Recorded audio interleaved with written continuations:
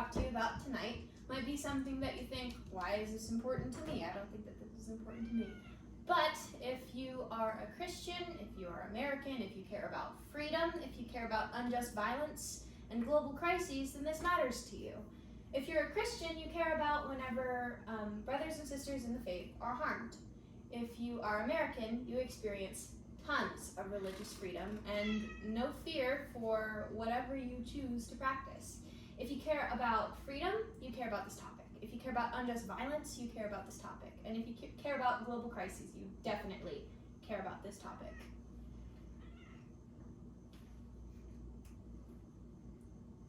In this speech, I will educate you on the harshness of religious persecution in the modern day world in hopes of convincing you to take a stand for a lack of Taliban support in Afghanistan. So the problem is, as I said, persecution. And the bulk of it is happening in Afghanistan. And this is because of the ignorance that we have here in the States. Because whenever we think about persecution, we think of it as this outdated thing that used to happen years ago, but doesn't happen anymore. But that is not the case, and it is because of that ignorance that these kinds of harsh acts persist. So let's establish some common vocabulary. Religious persecution is the systematic mistreatment of an individual or group of individuals as a response to their religious beliefs or affiliations, or lack thereof, according to definitions.net. Some statistics from CATO.org say that 3,600 million Christians suffer significant persecution last year. Once again, in the States, this is not something that we typically think about because Christianity is so common and so accepted and so normal, but that doesn't mean that it's not everywhere else.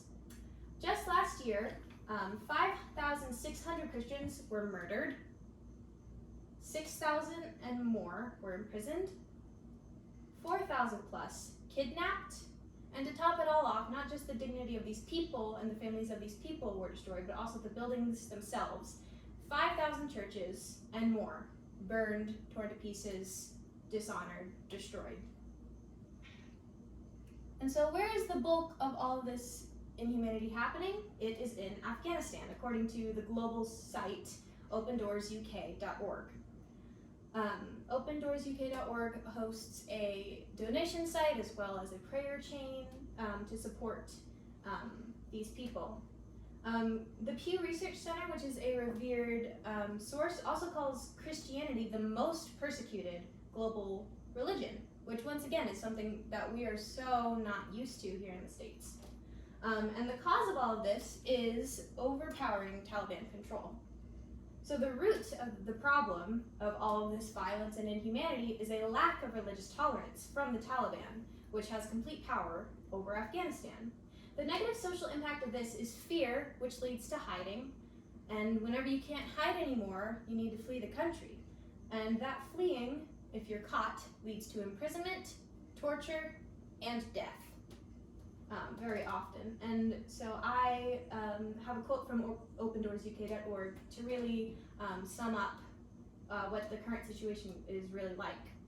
Even before this year, it was impossible to live openly as a Christian in Afghanistan. Leaving Islam is considered shameful, and Christian converts face dire and violent consequences if their new faith is discovered. Either they have to flee the country or they will be killed. This was true before the Taliban takeover of the country, and the situation has become more dangerous for believers this year. The Taliban will make sure that Islamic rules and customs are implemented and kept, and Christian converts do not have any option but to obey them. So what can we do about this all the way here in the States? We can raise awareness, sign a petition, and elicit a legal response to stop Taliban support.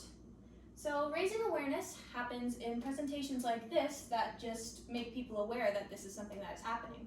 And awareness also happens in conversations just with people that you know, friends and family members, because the more relevant we can make this issue, the closer we can get to dissolving it. And we need to resist the ignorant stereotype that Americans are ignorant and uneducated about world issues. And for those who share a common faith, please keep the suffering of Afghanistan brothers and sisters in your heart and in your prayers. And if you feel moved to action, which I hope you do, the second thing that we can do is to sign the petition. Change.org hosts a petition that you can sign to help alleviate the oppression. And it is a tangible way that you specifically can make a difference. According to the website, previous years have been more fruitful in gaining signatures, but it is still available and it is easy to access. The third thing that we can do is work towards a legal response of stopping Taliban support. This will prevent active prejudice, persecution, and hate in Afghanistan, and it will provide freedom for all religions, not just Christians, because everyone deserves the same freedom that we experience here in the States. So what I hope that you gain from this presentation is that religious persecution still happens. It is at an all-time high. It is incredibly inhumane. It is incredibly brutal. And we can work against it by sparking conversation, signing the petition, and reaching out a hand. Because all people deserve the same religious freedom and comfort that we experience in the States.